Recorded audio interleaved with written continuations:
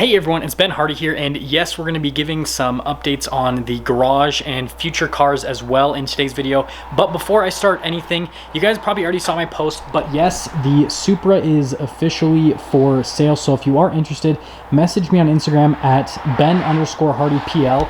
And I did get some comments of people saying that like, hey, the price is too high, this and that. I put OBO at the end of the description saying or best offer. So feel free to make me an offer on the Supra. Obviously, I cannot talk, but obviously if the offer is just completely ridiculous, I'm not going to consider it. But if someone makes an offer that I feel like is within the reasonable range, then I'll be more than happy to take it, so just message me. Obviously, with the Supra going soon, I thought that it'd be really cool for me to do like a POV style video today to kind of go over everything so you guys could kind of see like a POV of the Supra, but then also get the sights and sounds of Utah. And so with all that being said, I think that we should just hop right into it.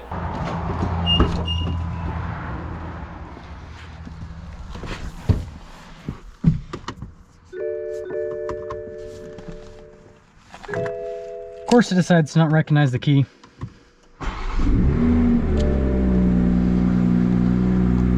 Silly BMW Supra. Okay, now before we talk about anything that pertains to cars in today's video, we actually need to talk about the whole house and garage situation. So if you haven't been following me for very long, I've actually been looking to move to a different place for about 2 years now, just because I need something that has a little bit different setup with the driveway and garage situation. And I have had no luck whatsoever. So Utah's kind of a weird place to buy a house. So it's similar to California where the prices just keep going up and up and up, which obviously makes things difficult. But the weird thing about Utah is there's like no such thing as a smaller sized house with like a large sized garage, because everyone here seems to have big families. And so really what you'll see is like 4,000, 5,000, 6,000 square foot houses, and they'll have like a 2 or 3 car garage, and that's it. It's absolutely ridiculous in my opinion. And if you go to like a house that's a more reasonable size, kind of what I'm looking for in the 1,500 to 3,000 square foot range, then they either don't have a garage, or they have a 1-car garage, maybe a 2-car garage if you're lucky. And if it does have a 2-car garage, the roof height's super low, so then you can't actually fit any trucks in the garage. So it's kind of caused this weird situation where I've been looking and looking and looking, and I just can't find anything. And so that kind of leads me to kind of change what I'm doing with the housing situation, which is going to ultimately affect what cars I end up buying depending on how much money I'm going to spend on the house. But on top of that, depending on how the parking is, because if I can't have all of the cars garaged at this point, then I'm going to have less cars versus more cars, just because I don't want obviously damage to happen to the cars being outside and all that stuff, weathering and everything. But more importantly, just because my channel's gotten to a larger size, it's better for me to have privacy in the extent that everything is closed up behind locked doors where people can't see it, so that when people drive by, they don't like sit there and wait for me to get home. All this kind of weird stuff that's been happening sometimes lately. Not so much, but it's happened a few times where I'm like, okay, I need to change things around. So the two options that I'm looking at with that whole situation is the place that I'm at now, doing a full remodel, expanding the garage so that it's like a 4 or 5 car garage. So expanding it to like the side.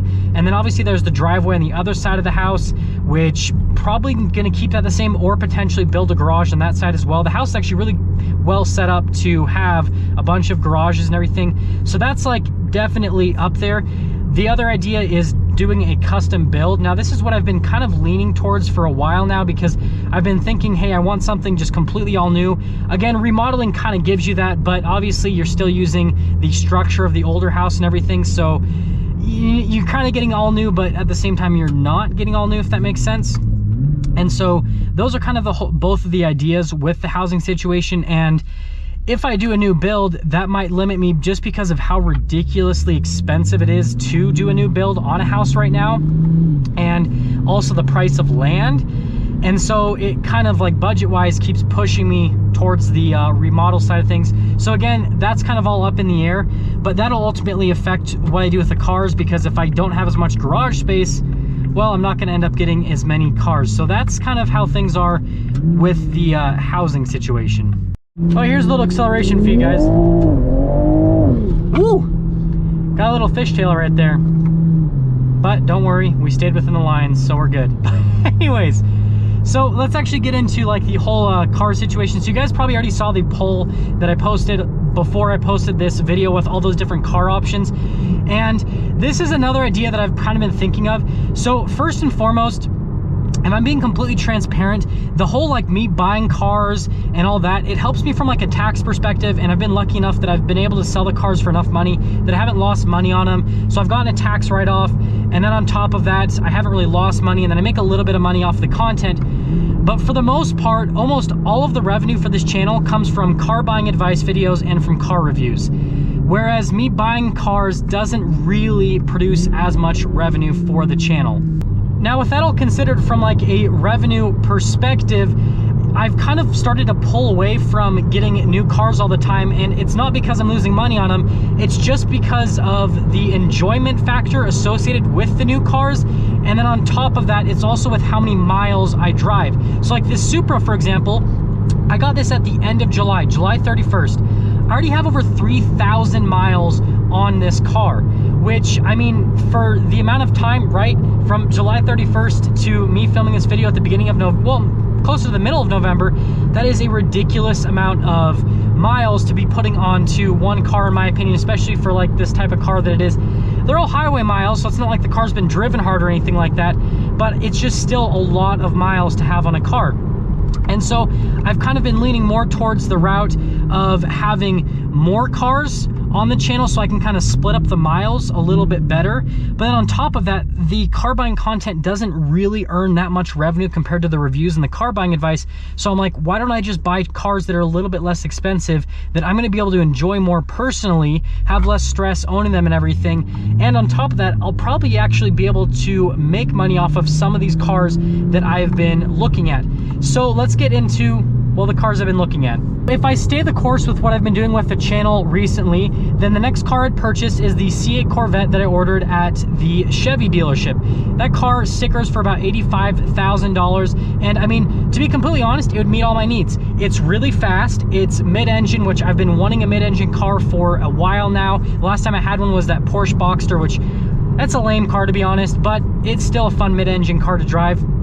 And that car is very comfortable to drive on a daily basis. It's kind of more of like a GT cruiser type car, really smooth on the suspension, so like it meets all my needs. But again, it still fits within that range where it's just one car, so the miles on it are gonna rack up pretty high because of how much I drive now to go out and film reviews and meet up with people and everything, and I go to car meets all the time. So again, that still kind of is, that would be the norm. So that would be me sticking with what I'm doing currently, would be getting the C8 Corvette.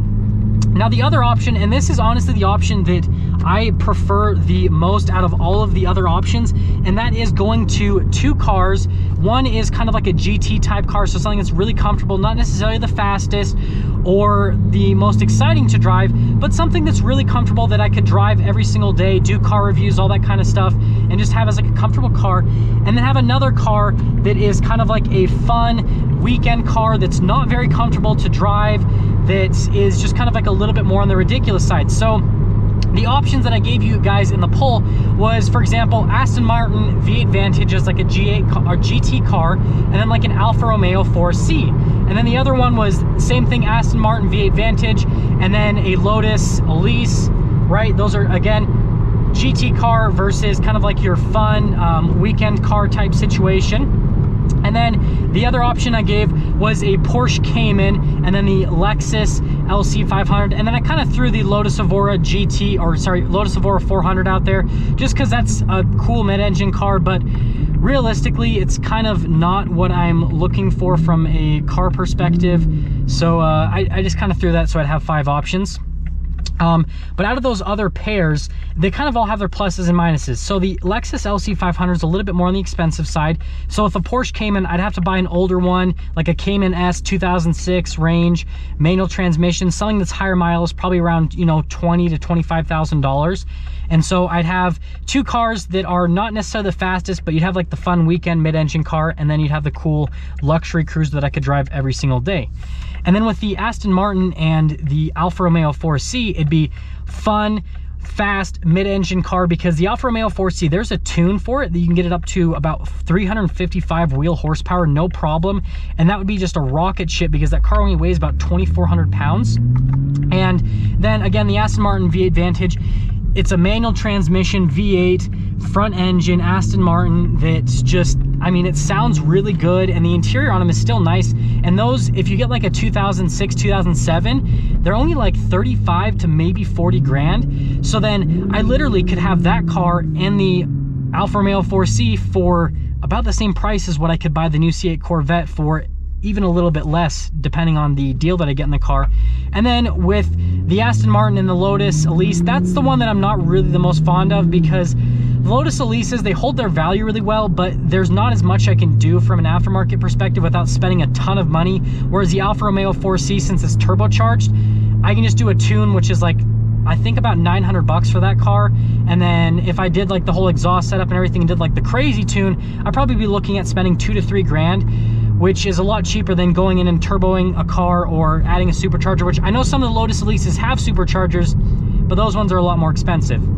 And so that's kind of like the idea that I'm having is, again, I like the idea of having like a GT car and then like a fun weekend car, and obviously spending a lot less money than what it would be to just get like one car that's like a brand new model for the year. So I'm a little bit worried that this video is going to be a little bit too long, because I kind of talked for quite a bit of time. So I'm going to try to just quickly end things with the video. So really what I want you guys to let me know is, would you rather see me, so I'm still going to keep the truck, by the way, TRX, that's going to happen regardless. Like the truck, I need a big tax write-off, so like we're always going to have a new truck on the channel, so like that's not changing whatsoever.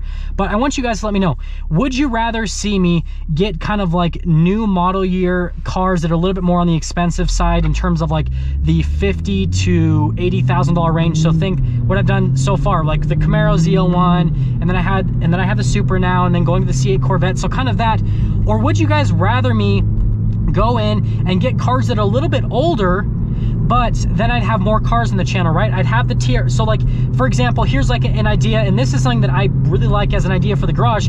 I'd have the TRX for the off-road vehicle, and then I could have like the Aston Martin V8 Vantage manual as like my daily driver GT car, and then I could have the Alfa Romeo 4C as like my fun weekend type car. Man, I keep running into red lights every time I'm trying to talk about something, and like I just, for something, it's weird about me, I just can't talk when I'm at a red light, because like people always look at this car, and so then they're looking at me with a GoPro on my head, and it's always kind of like an awkward interaction. But anyways, again, I want you guys to let me know. Obviously that poll is up, so go vote in the poll. But really, what direction would you rather see the channel? Would you rather see me continue to purchase new cars for the channel, or would you rather see me have more cars but then less expensive cars, so then we'd have more cars to film content on? Basically, it's just two different routes for the channel. Obviously, if I was made of money like some of these YouTubers, then I would just get everything, but I'm not made of money, and so we've got to kind of pick and choose with what route we go with. So if you haven't, go vote on the poll, and